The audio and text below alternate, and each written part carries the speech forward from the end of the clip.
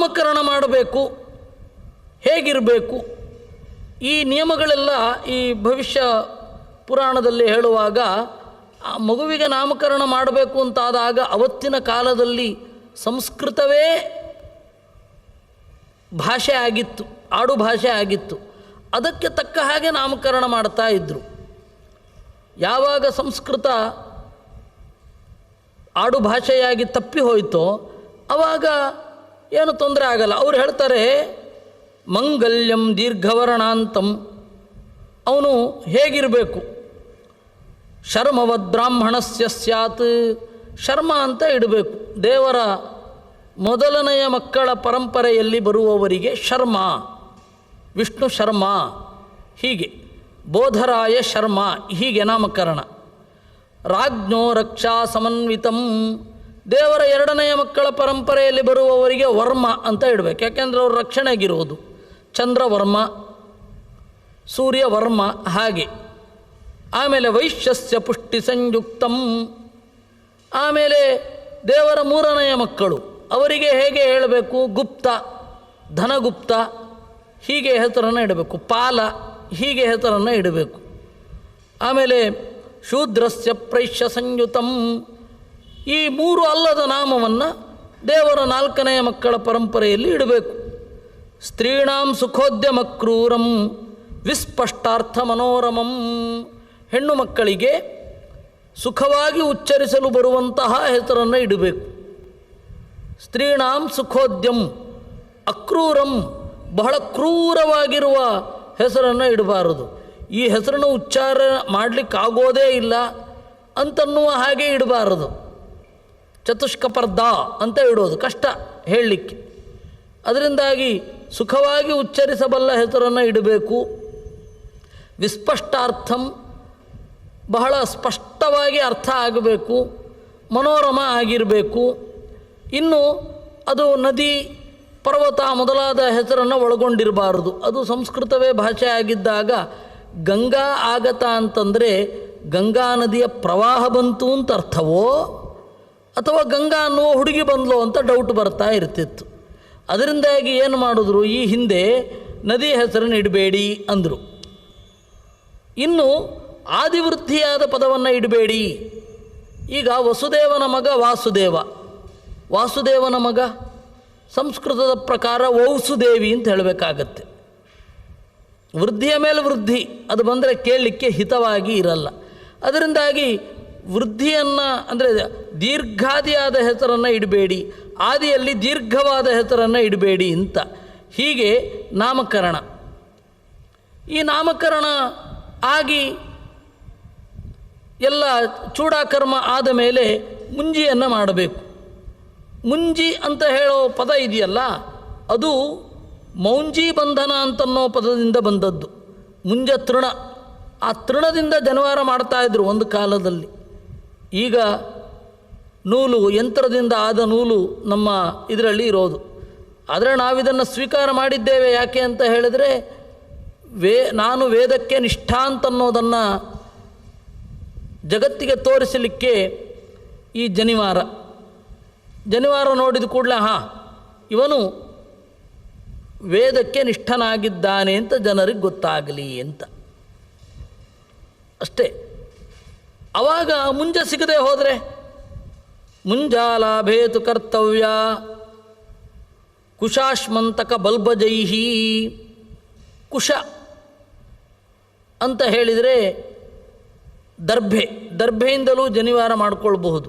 ಅದು ಹೇಗೆ ಮಾಡ್ಕೊಳ್ತಾ ಇದ್ರು ಅಂತ ಈಗ ಗೊತ್ತಿಲ್ಲ, ಅದರ ಸ್ವರೂಪ ಹೇಗಿತ್ತು ಅಂತ ಗೊತ್ತಿಲ್ಲ. ಈಗ ನೋಡುವ ದರ್ಭೆಯನ್ನು ನೋಡಿದ್ರೆ ಅಯ್ಯೋ ಮೈಯೆಲ್ಲ ತರದು ಹೋಗುತ್ತೇನೋ ಅಂತ ಅನಿಸತ್ತೆ. ಆವಾಗ ಯಾವ ರೀತಿ ಮಾಡ್ಕೊಳ್ತಾ ಇದ್ದೋ ಅದರ ಸಂಸ್ಕಾರ ಏನು ಅಂತ ಈಗ ಗೊತ್ತಿಲ್ಲ. ಕೆಲವೊಂದೆಲ್ಲ ಶಾಸ್ತ್ರದಲ್ಲಿ ಮ್ಯೂಸಿಯಂ ಥರ ಉಳ್ಕೊಂಡಿರುತ್ತೆ. ಹೇಗೆ ಮ್ಯೂಸಿಯಂನಲ್ಲಿ ಇದು ಹಳೆ ಕಾಲದವರು ಬಳಸ್ತಾ ಇದ್ರು ಅಂತನೋ ಹಾಗೆ ಜನರ ಜೀವನ, ಅವರ ಗುಣ ಅದೆಲ್ಲ ಮ್ಯೂಸಿಯಂನಲ್ಲಿ ಉಳಿಯುತ್ತೆ. ಆದರೆ ಸದ್ಗುಣಗಳು ಮ್ಯೂಸಿಯಂನಲ್ಲಿ ಉಳಿಯುವಂತೆ ಆಗಬಾರದು.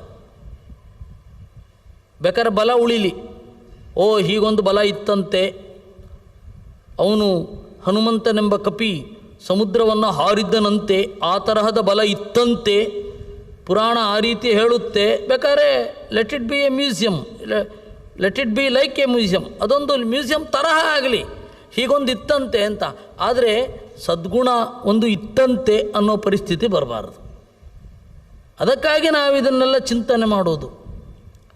ಸಮಾಜದಲ್ಲಿ ಸದ್ಗುಣದ ಹೊರತೆ ಎಲ್ಲೋ ಒಂದು ಕಡೆ ಇರಬೇಕು ಅಂತನಾದರೂ ಪ್ರಾಚೀನ ಸಾಹಿತ್ಯವನ್ನು ಚಿಂತನೆ ಮಾಡಬೇಕು. ಯಾಕೆ ಬಂತು ಅಂತಂದರೆ, ಮುಂಜಾಲಾಭೆ, ನಮಗೆ ಮುಂಜತೃಣ ಸಿಗದಿದ್ದರೆ ಬೇರೆ ಹುಲ್ಲಿನಿಂದ, ದರ್ಭೆ ಮೊದಲಾದವುಗಳಿಂದ ಮೌಂಜಿ ಬಂಧನ ಉಪವೀತವನ್ನು ಹಾಕಿಕೊಳ್ಳಬಹುದು ಅಂತ. ತ್ರಿವೃತಾಗ್ರಂಥಿನೈಕೈನ ತ್ರಿಭಿಪ್ಪಂಚಭಿರೇವಚ. ತ್ರಿವೃತಾಗ್ರಂಥಿನೈಕೇನ, ಒಂದು ಗಂಟು ಇರುತ್ತೆ, 3 ಸುತ್ತಿನ ದಾರ ಇರುತ್ತೆ, ಅದು ಒಂದೊಂದು 3 ಎಳೆಯನ್ನು ಹೊಂದಿರುತ್ತೆ. 3 ಎಳೆಯ ಜನಿವಾರ ಒಟ್ಟು 3 ವೇದಗಳನ್ನು ಸಂಕೇತಿಸುತ್ತೆ ಅಂತ. ಅದೆಲ್ಲವೂ ಕೂಡ ಗಾಯತ್ರಿಯೊಂದಿಗೆ ಐಕ್ಯವನ್ನು ಹೊಂದಿದೆ. ಅಂದರೆ ಗಾಯತ್ರಿ ಈ 3 ವೇದಗಳ ಸಾರ. ಈ ತರಹದ ಒಂದು ಸಾಂಕೇತಿಕವನ್ನು ಇಟ್ಟುಕೊಂಡು ಸಾಂಕೇತಿಕವಾಗಿ ಈ ಜನಿವಾರ ಅಂತನ್ನೋದು ಇರುತ್ತೆ. ಹಾಗಾದ್ರೆ ಸನ್ಯಾಸಿಗಳಿಗೆ ಯಾಕಿರಲ್ಲ ಅನ್ನೋ ಪ್ರಶ್ನೆ. ಸನ್ಯಾಸಿಗಳಿಗೆ ಯಾಕೆ ಇರೋದಿಲ್ಲ ಅಂತ ಹೇಳಿದರೆ, ಅವರು ಜನಿವಾರ ಬಿಟ್ಟಿದ್ದಾರೆ ವಿನಃ ವೇದ ಬಿಟ್ಟಿಲ್ಲ. ವೇದ ಅವರು ಗ್ರಹಿಸಲೇಬೇಕು, ವೇದದ ಅರ್ಥವನ್ನು ಅವರು ಗ್ರಹಿಸಲೇಬೇಕು. ಹಾಗಾದರೆ ಹೇಗೆ ಅದು ಅಂದರೆ, ಈ ಜನಿವಾರ ನಮ್ಮ ಎಲ್ಲ ಕರ್ಮಗಳಲ್ಲಿ ಸಾಂಕೇತಿಕ, ಕಾಮ್ಯ ಕರ್ಮಗಳಲ್ಲಿಯೂ ಸಾಂಕೇತಿಕವಾಗಿ ಬರುತ್ತೆ.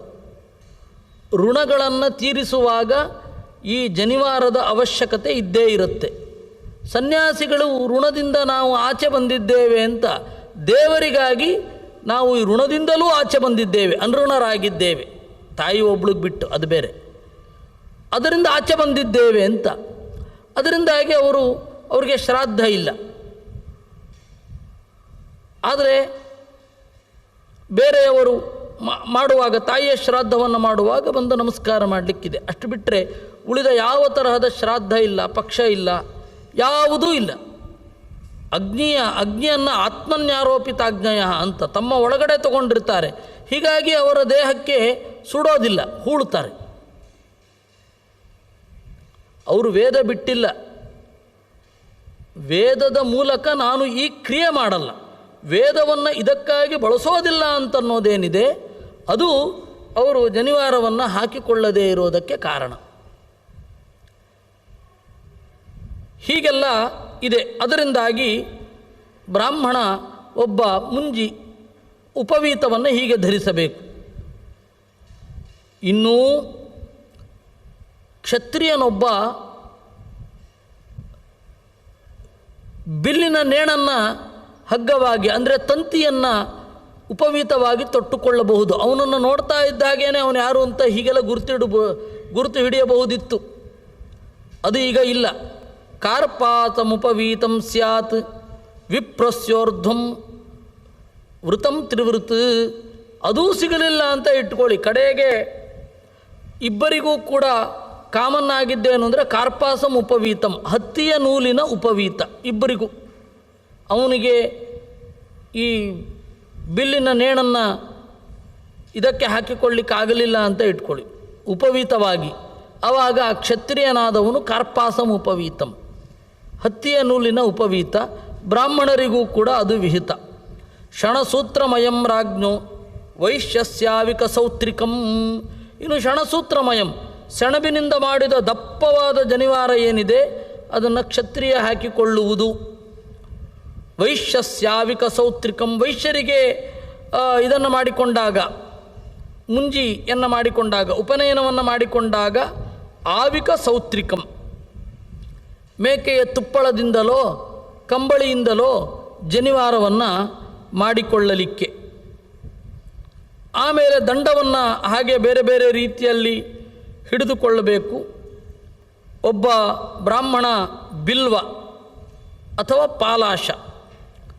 ಇನ್ನು ಖದಿರ ವೃಕ್ಷ ಅಂತ ಒಂದು ಬರುತ್ತೆ, ಅದರ ದಂಡವನ್ನು ಕ್ಷತ್ರಿಯ ಹಿಡಿದುಕೊಳ್ಳಬೇಕು. ಹಾಗೆ ಔದುಂಬರ ಇತ್ಯಾದಿಗಳನ್ನು, ಔದುಂಬರ ಮತ್ತು ಅಶ್ವತ್ಥ ಇವುಗಳೆರಡರ ದಂಡವನ್ನು ವೈಶ್ಯ ಹಿಡ್ಕೊಳ್ಬೇಕು. ಇದೆಲ್ಲ ಹೊರಗಡೆಯ ಸಂಕೇತ, ನಾವು ಅಧ್ಯಯನಶೀಲರಾಗಿದ್ದೇವೆ ಅಂತ. ಆಮೇಲೆ ಬೇರೆ ಬೇರೆ ಕಡೆ ಓಡಾಡುವಾಗ ತಮ್ಮ ರಕ್ಷಣೆಗೆ ಕಾಡಿನಲ್ಲಿ ಮೊದಲಾದವುಗಳನ್ನು ಓಡಾಡುವಾಗ ಈ ದಂಡ ಅಂತನ್ನೋದು ಇರುತ್ತೆ. ಈ ರೀತಿಯಾಗಿ ಅವರು ವ್ರತವನ್ನು ಮಾಡಿಕೊಳ್ಳಬೇಕು. ಅದರ ಉದ್ದೇಶ ಅಧ್ಯಯನ ಮೊದಲಾದವುಗಳೇ. ರುಜವಸ್ತೇತು ಸರ್ವೇಸ್ಯು ಬ್ರಾಹ್ಮಣ ಸೌಮ್ಯ ದರ್ಶನಾ, ಅವರೆಲ್ಲರೂ ನೇರವಾದ ನಡೆನುಡಿಯನ್ನು ಹೊಂದಿರಬೇಕು. ಜೀವನದಲ್ಲಿ ಒಂದು ಪಾರದರ್ಶಕತೆ ಇರಬೇಕು ಅನ್ನುವುದಕ್ಕಾಗಿ ಇವರು ಹೀಗಿರಬೇಕು ಅಂತ ಅನ್ನೋದು.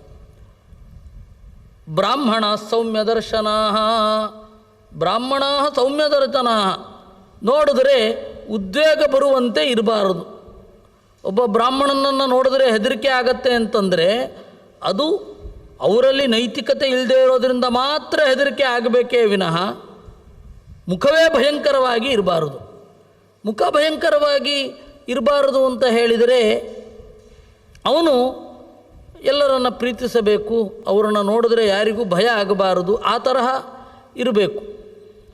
ಆದರೆ ಕೆಲವೊಮ್ಮೆ ಏನಾಗುತ್ತೆ, ಎದುರುಗಡೆ ಇರುವವ ಒಳ್ಳೆಯ ವೈರಾಗ್ಯದಿಂದಲೋ ಅಥವಾ ಸದ್ಗುಣದಿಂದಲೋ ಇದ್ದರೆ ದುರ್ಗುಣಿಗೋ ಅಥವಾ ವೈರಾಗ್ಯ ಇಲ್ಲದವನಿಗೋ ಒಂದು ಭಯ ಆಗಲಿಕ್ಕೆ ಶುರು ಆಗುತ್ತೆ. ನೈತಿಕತೆ ಇಲ್ಲದೆ ಹೋದರೆ, ನೈತಿಕತೆ ಇರುವವರನ್ನು ನೋಡಿದ್ರೆ ಭಯ, ಸಿಟ್ಟು ಮೊದಲಾದವುಗಳಾಗ್ತಾ ಇರುತ್ತೆ. ಅದು ಬಿಟ್ಟು ಫಸ್ಟ್ ಅಪಿಯರೆನ್ಸಲ್ಲಿ ಅಥವಾ ನಮ್ಮಲ್ಲಿ ಏನೂ ದೋಷ ಇಲ್ಲದೆ ಹೋದರೆ ಎದುರುಗಡೆ ಇರುವವರು ಭಯಂಕರರಾಗಿ ಕಾಣಬಾರದು. ಆ ತರಹ ಇರಬೇಕು.